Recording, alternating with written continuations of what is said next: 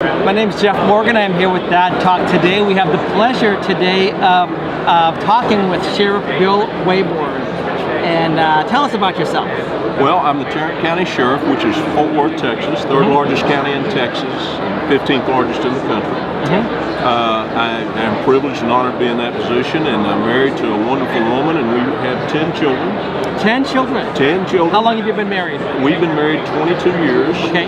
I had 2 children from a previous marriage, and we adopted 8. Okay.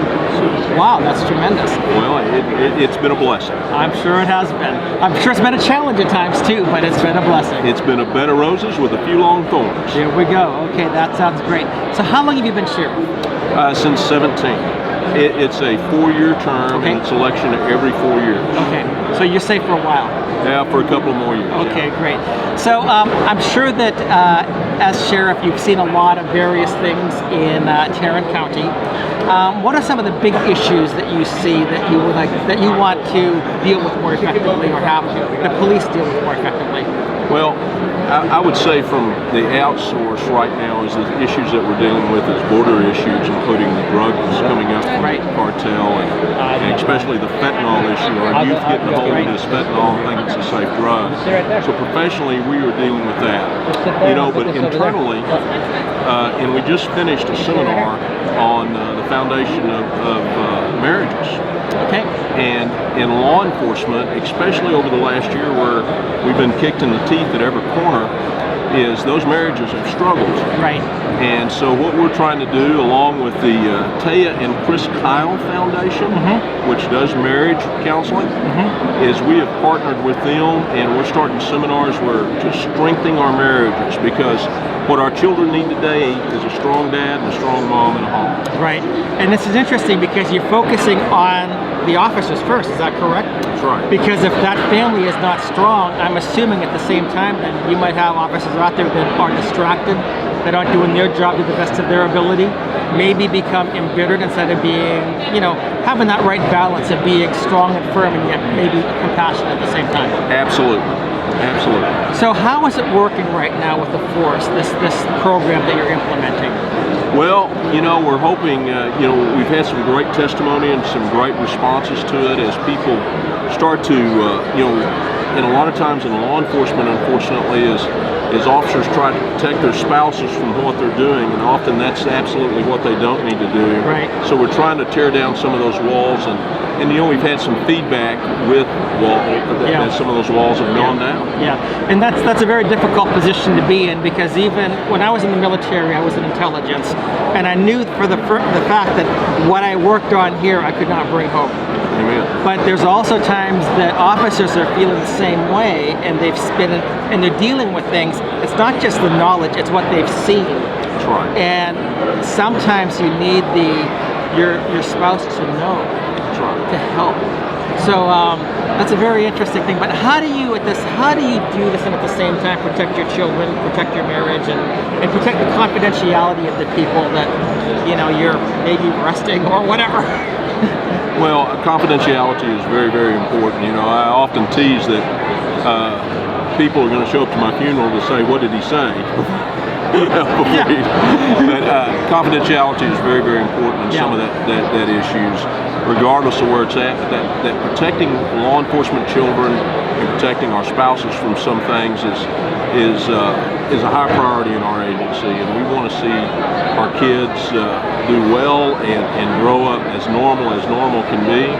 But you know, personally, I find that we're very evangelical Christian and faith-based, right, and believe that should be the leading sphere of how we conduct ourselves as far as the rule book, right, and be able to do those principles. So the other thing, you mentioned that I think you mentioned the issue of fatherlessness, and then you were talking about marriage. When you look at crime, when you look at incidents in the community, how much of that can you relate to broken families? Because I look at it and I say, the broken family is the root of a lot of these other issues. How do you see it? Let me substantiate that for you. Is this morning in Tarrant County, we have 4,200 prisoners. Statistically, 80% of them will be fatherless. and 80% of them won't even have a high school education. Wow. But think about that for just a minute. Yeah. 80% fatherless. Not rocket scientist stuff. The family is so important. Right, absolutely. Do you have any other comments about the idea? Because I know there's a lot of fathers that want to be very actively involved in their children's lives, but often there are court orders against them, and sometimes I would say that many times they seem to be unjustly put upon a person. How do you deal with situations like that, or when a father wants to see the child or the mother, and the other spouse is withholding a child, and they're almost considered a visitor rather than a parent of the child? That is correct, right? I must say, divorce is never good. Yeah. And I understand why God hates it.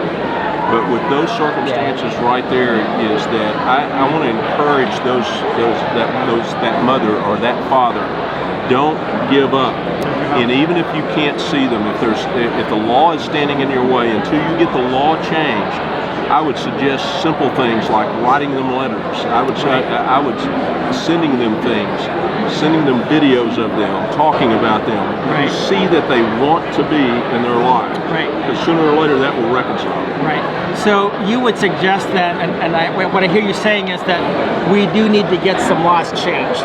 Oh, absolutely. Because every session we go down to the legislature and we try to get some laws changed. We just got a law changed recently that actually changed the possession order a little bit so that it's a little bit more equal.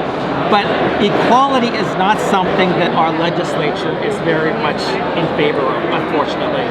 For any parent to be regarded as unessential is abominable in my sight. I agree. If you have a parent that's not hurting their children, that is not sexually assaulting their children, and there's not another moral legal cause, they need to be in their lives. Right. They need to be in their lives, and they're meant to be in their lives. And America needs them in their lives. Can you talk about one more issue then too? We're talking about family a lot, and this is interesting, talking about family with a sheriff, but extended family.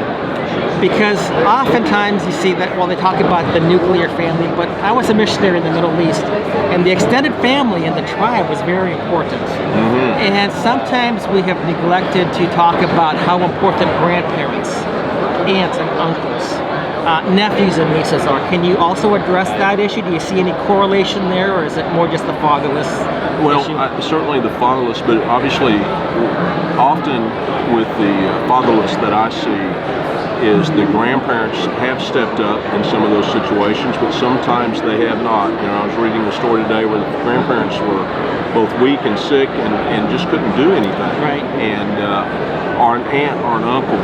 And it's interesting to me is I think that coming from not only a sheriff position but a Christian position, as Isaiah 1:17 is very clear on what we need to be doing to those orphans and taking care of those fatherless. And that doesn't, I need to be, and you need to be that uncle or aunt or that grandfather or that brother or sister that steps in there. And it's biblical brothers and sisters as well. Right. And I think it was Pastor Tony Evans, if I've got this correctly, he says, a good family leads to a good community. Amen. A good community leads to a good state and everything else, but a bad family leads to a bad community, and the issues of crime, of whatever you want to call it. You see that one of the greatest solutions we could have to addressing criminal actions and conduct would be strengthening the family. Absolutely, and I'm glad you brought up Tony Evans. What an anointed guy Tony Evans is. I love him and love his biblical wisdom. I believe he has God-given wisdom there. But you hit the nail on the head. Is that we have got to strengthen families, and I certainly believe that the church can stand up and help us there and step out with the fatherless issue and step out with some of these issues to advocate for the families. Right. And I've said to many people, we talk about God the Father, but if you're kicking a father out of a child's life, how does a child even begin to relate to God the Father? It is a spiritual issue. Churches, as you mentioned, need to step up as well. Sheriff Bill Waybourn, it was such a pleasure to talk with you. Any final words you want to give, or if anybody wants to know more about you or follow you, please feel free to take that time right now. Well, thank you. You can go to billwaybourn.com and spell your last name? Waybourn. And I'd love for you to like my page and join me on Facebook at Sheriff Bill Waybourn. But more importantly is I hope that you've listened to what we've said today and go stir your church up to defend the fatherless and take care of the widows as we're commanded to do. Amen. Amen. Sheriff Bill, it was such a pleasure to sit down with you and have a little bit of time with you. Thank you so much for being here. Thank you. Appreciate it, and we will be right back. Yes, sir.